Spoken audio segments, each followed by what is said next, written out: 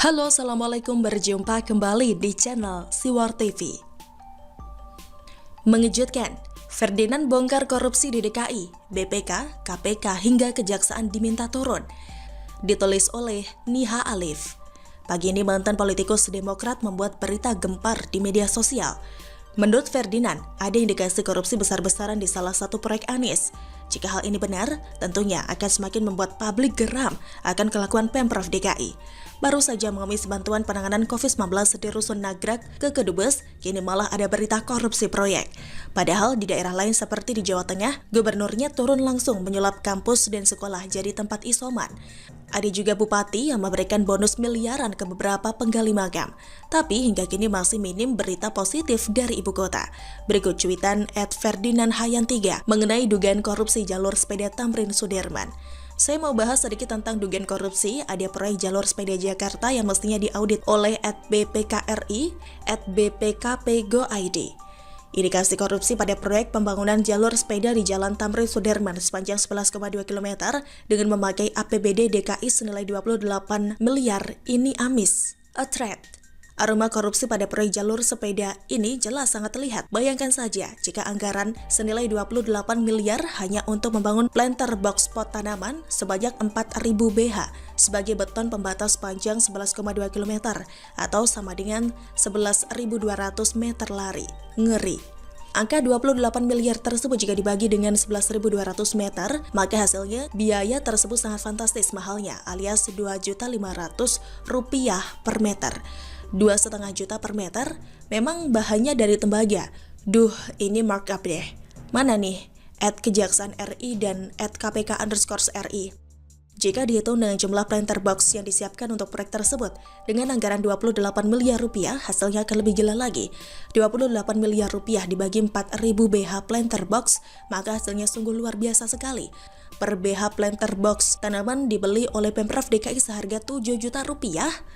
Menurut taksiran saya, satu planter box seperti itu paling harganya 1 juta rupiah. Maka saya berharap kepada @kejaksaan RI atau @kpk_RI untuk memeriksa proyek raksasa ini. Jangan diam karena ini patut diduga korupsi. Gub @Anies Baswedan harus tanggung jawab.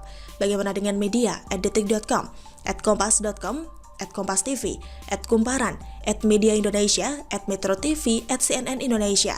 Tidak ingin menanyakan ini kepada Gubernur Jakarta. Penasaran dengan cuitan Ferdinand, saya menemukan harga planter box di toko cuma Rp500.000 per box. Tampaknya sebentar lagi bakal ada pemberitaan besar-besaran dari media mainstream yang mengutip pernyataan Ferdinand. Hal ini cukup berimbang, mengingat tidak lama sebelum ini Tempo dengan garang membuat judul provokatif mengenai Jokowi yang mengibarkan bendera putih akibat PPKM. Ada juga politikus Demokrat yang mendukung aksi mahasiswa turun ke jalan, sementara mereka terus menyalahkan Jokowi saat ada lonjakan kasus. Kita harap Tempo dan partai Pak Mantan tidak masuk angin dengan berita korupsi di DKI. Meski tak yakin BPK bakal bertindak, setidaknya di KPK sudah tidak ada lagi sepupu Anies yang menutupi aibnya. Mau tunggu sampai kapan untuk mengusut proyek-proyek janggal di ibu kota? Bukan hanya lem Aibon yang di markup, tapi proyek-proyek unfaedah lainnya. Sebaliknya, jika berurusan dengan nyawa dan keselamatan seperti bansos, ada keperluan untuk COVID-19, selalu saja teriak kekurangan dana. Bagaimana tidak kurang kalau anggaran yang seharusnya diperuntukkan untuk warganya malah dihambur-hamburkan untuk kepentingan segelintir orang.